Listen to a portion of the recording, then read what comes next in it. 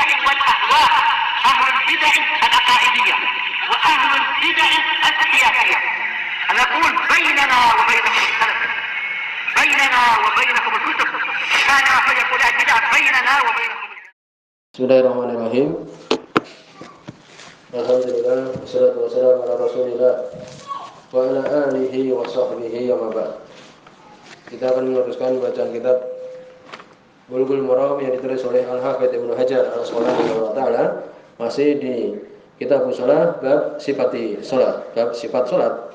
Disebutkan pada pertemuan terakhir bahwa untuk mengucapkan yakni alhamdulillahirabbil alamin arrahmanir rahim apabila sebagai imam dan tidak mengucapkan bismillah, dan bismillah disebutkan yang rajih adalah tidak termasuk dari Al-Fatihah, karena kita dapati di setiap surat di situ diawali dengan bismillah kecuali surat At-Taubah, ini Bara'ah. Kemudian juga disebutkan tentang salat zuhur, demikian juga salat asar di rakaat di rakaat yang pertama, demikian juga rakaat yang kedua membaca Al-Fatihah, demikian juga dua surat. Kadang-kadang Nabi memperdengarkan ayat tersebut yang ada di surat tersebut. Kemudian rakaat yang pertama lebih panjang daripada rakaat yang kedua. Kemudian juga membaca dengan sir. Kemudian disebutkan di sini beberapa permasalahan. Al-jahr wal israr fi salawatil ukhra, mengeraskan dan memelankan di salat-salat yang lain. Sebagaimana Imam Nawawi di Majmu' Syarhul Muhadzab, disebutkan di sini oleh Syekh Muhammad bin Nizam di Fathul Alam.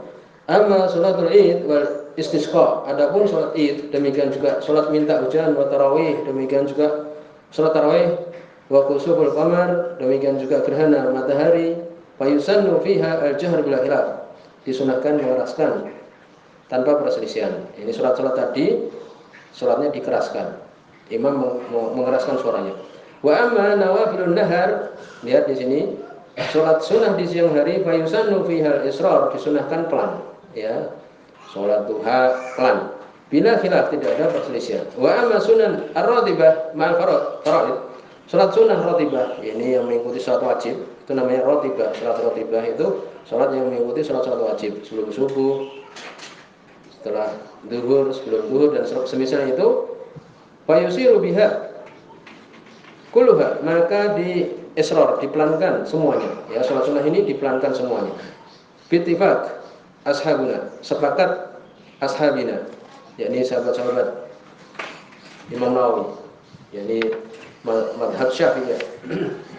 Ini demikian, ya, salat-salat tadi seperti itu.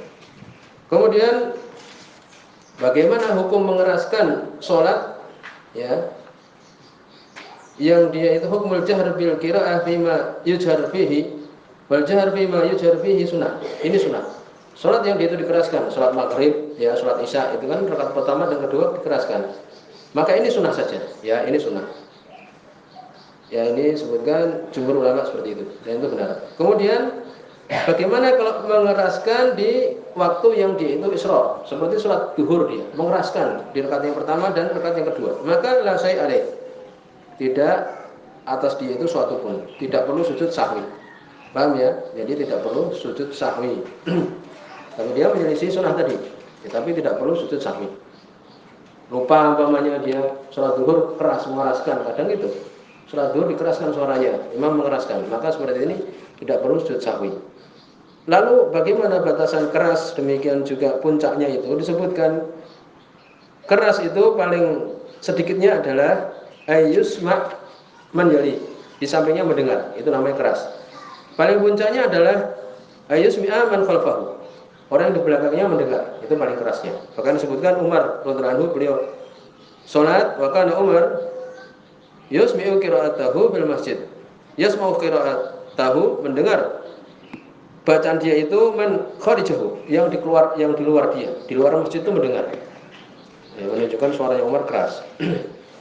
Kemudian isma'ul ayah fi sirriyah ahyanan, memperdengarkan ayat di salat-salat yang sirriyah ahyanan, sebagaimana telah lewat, ya, sunnah, ya.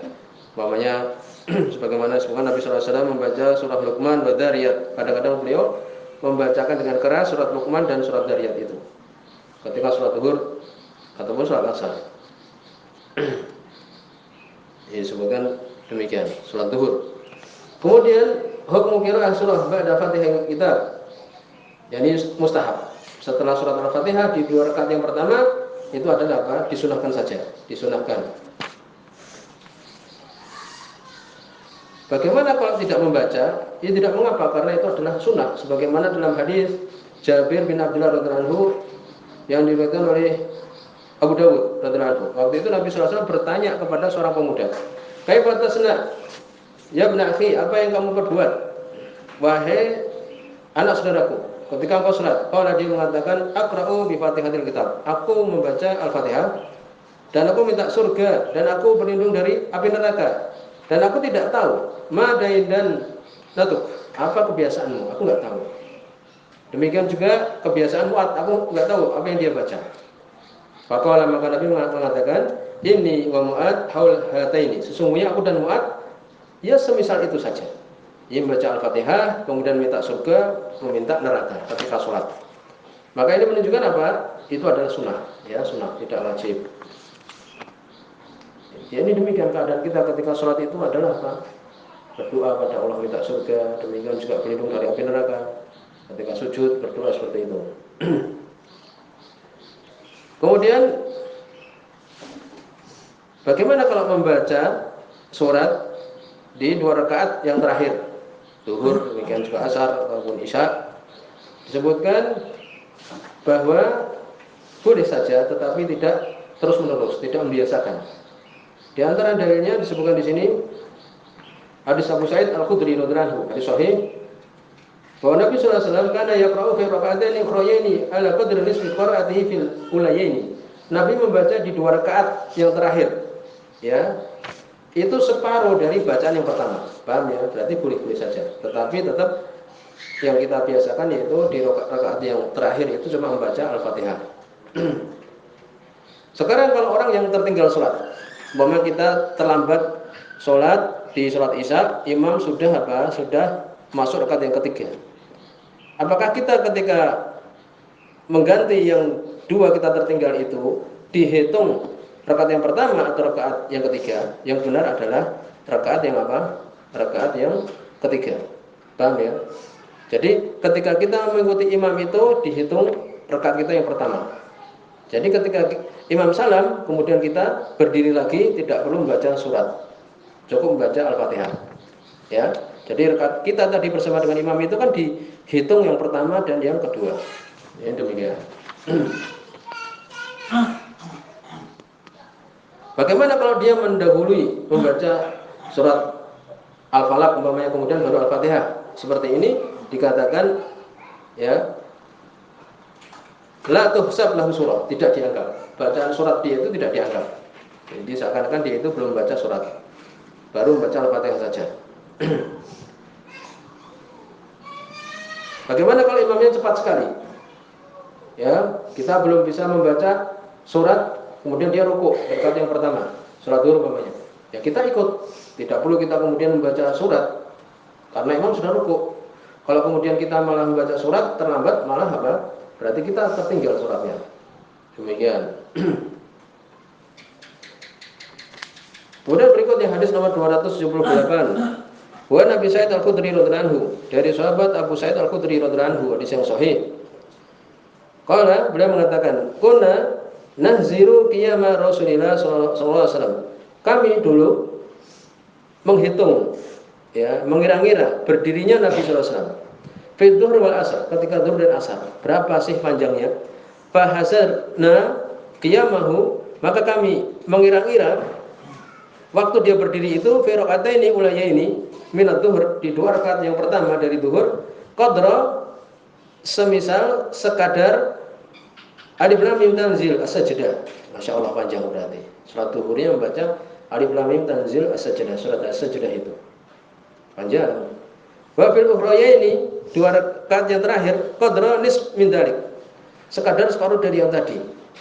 Wa fil ulayaini min al-asr, adapun di 2 rakaat yang pertama dari salat asar, ala qadri ukhrayaini min adz-dzuhr, sekedar 2 rakaat yang terakhir dari salat zuhur. Paham ya? Berarti bahwa hitungnya 1 rakaat yang kedua separuhnya. Asarnya separuhnya tadi, seperti sholat 2 rakaat zuhur tadi yang terakhir. Kemudian yang 2 rakaat yang terakhir dari asar separuh dari yang tadi. Wal ukhrayani alanis min dzalik, dan 2 rakaat yang terakhir dari sholat asar itu separuh dari 2 rakaat yang pertama. Rawahu Muslim. Berarti menunjukkan yang panjang apa? Sholat zuhur di rakaat yang pertama itu panjang. Alif lam mim tanzil itu panjang. Rawahu Muslim di sini. Kemudian berikutnya hadis nomor 279. Wa an Sulaiman bin Yasar radhiyallahu anhu. Dari Sulaiman bin Yasar, ya. Ini seorang tabi'in dia ini. Sulaiman bin Yasar rahimahullah taala, seorang tabi'in bertemu dengan sahabat. Hadis ini hasan. Qala beliau mengatakan kana fulan yutilu ulayaini. Adalah fulan. Tidak disebutkan namanya, ya. Nanti disebutkan bahwa Abu Hurairah membenarkan perbuatan tersebut, seorang sahabat, ya. Adapun fulan ini tidak disebutkan. Adalah fulan memanjangkan 2 rakaat minat zuhur dari sholat zuhur yang pertama. Wa yukhafiful asr. Sholat asar lebih diringankan, lebih dipendekkan. Wa yaqra'u bil maghrib, membaca di sholat maghrib apa? Bi qisar al mufassal, dengan pendek al mufassal. Disebutkan di sini terjadi perselisihan, ya. Ikhtalafa ahlul ilmi min aina yabda'u hisbal mufassal. Ya, terjadi perselisihan para ulama dari mana diawali al-mufassal itu, dari mana? Al-mufassal itu yang terpecah-pecah. Ini suratnya bukan panjang-panjang sekali. Dari mana? Disebutkan jumhur berpendapat dari Qaf. Juz yang ke-26. Qaf, setelah itu apa? Ad-Dariyat, setelah itu Tur, kemudian An-Najm, ya, demikian. Kemudian setelahnya Ar-Rahman, Al-Waqi'ah, Al-Hadid, ya, demikian. Dari situ dimulai. Kalau yang kisornya itu, ya, kisornya paling akhir mufassal itu surat An-Nas, ya kan, paling akhir yang kita ketahui. Berarti yang kisor mufassalnya seperti itu, sekitar yakni An-Nas, Al-Falaq itu. Nabi membaca di maghrib salat dengan surat ini. Surat-surat yang pendek dari mufassal. Wa fil isya, di surat isya fi wasatihi, dengan tengah-tengahnya. Ketika surat isya tengah-tengahnya. Walaupun nanti juga disebutkan bahwa Nabi di salat maghrib membaca Al-Mursalat juga. Ya, demikian. Jadi di isya ini membaca yang tengah-tengah seperti Sabih Isma Rabbikal A'la. Demikian juga Wattini wa Zaitun. Nah, demikian. Wa fi subuh, ketika salat subuh bitiwalihi, dengan panjangnya, panjang dari mufassal. Ya. Pernah juga membaca surat-surat yang lain Nabi sallallahu alaihi wasallam. Faqala Abu Hurairah, maka Abu Hurairah berkata radhiyallahu anhu, ma salaitu wara'a ahadin asbah salatan bi Rasulillah sallallahu alaihi wasallam. Tidaklah aku salat di belakang seseorang lebih mirip dengan salatnya Rasul sallallahu alaihi wasallam min hada, dari orang ini. Berarti menunjukkan salat orang ini tadi seperti salat Nabi sallallahu alaihi wasallam. Akhrajahu An-Nasa'i bi isnadin shahih. Di sini hasan. Di sini sahih. Wa Jubair bin Mut'im, dari Jubair bin Mut'im radhiyallahu anhu, hadis muttafaqun alaih, qala, beliau mengatakan sami'tu Rasulullah sallallahu alaihi wasallam, aku mendengar Rasul sallallahu alaihi wasallam yaqra'u fil maghrib, beliau membaca di salat maghrib fitur, dengan tur, muttafaqun alaih. Tadi disebutkan dengan kisar, ya, sekarang Nabi membaca dengan tur. Maka dari sini disebutkan oleh para ulama permasalahan apa yang dibaca ketika salat zuhur. Disebutkan di dalam riwayat Imam Muslim, beliau membaca juga Sabbihisma Rabbikal A'la. Kalau tadi kan disebutkan apa? Alif lam mim tanzil. Panjang, kalau ini pendek. Tidak terlalu panjang. Al-A'la, Sabbihisma Rabbikal A'la. Demikian juga salat asar. Ya. Sebutkan dalam hadis Jabir bin Samurah riwayat Muslim, karena Nabi sallallahu alaihi wasallam yaqra'u fi dhuhr Sabbihisma Rabbikal A'la bil asr nahu dzalik. Dhuhr dan asar hampir mirip. Demikian juga pernah Nabi membaca dengan wasamaidatil buruj, demikian juga wasamai wa tariq. Nah, itu. Jadi ketika sholat zuhur itu yang dibaca. Maka demikian, yakni boleh kita kadang baca ini, kadang dengan membaca itu dari surat-surat tadi. Kemudian disebutkan ketika sholat asar separuh dari sholat zuhur, ya demikian. Jadi sholat asar maka dia separuh dari panjangnya sholat zuhur. Kemudian di sholat maghrib terjadi perselisihan. Mana yang afdol? Memendekkan ya atau memanjangkan? Sebutkan di sini afdal bil maghrib ayyuqsiru qira'ah fiha. Wala ba'sa bi tadwil ahyanan. Salat maghrib afdalnya pendek. Tidak mengapa memanjangkan kadang-kadang, ya. Pernah Nabi membaca surat Al-A'raf. Dulu pernah dipraktikkan di Yaman dulu, di Damaj, membaca surat Al-A'raf itu sampai masuk surat Isya itu. Belum selesai. Sudah adzan Isya masih salat.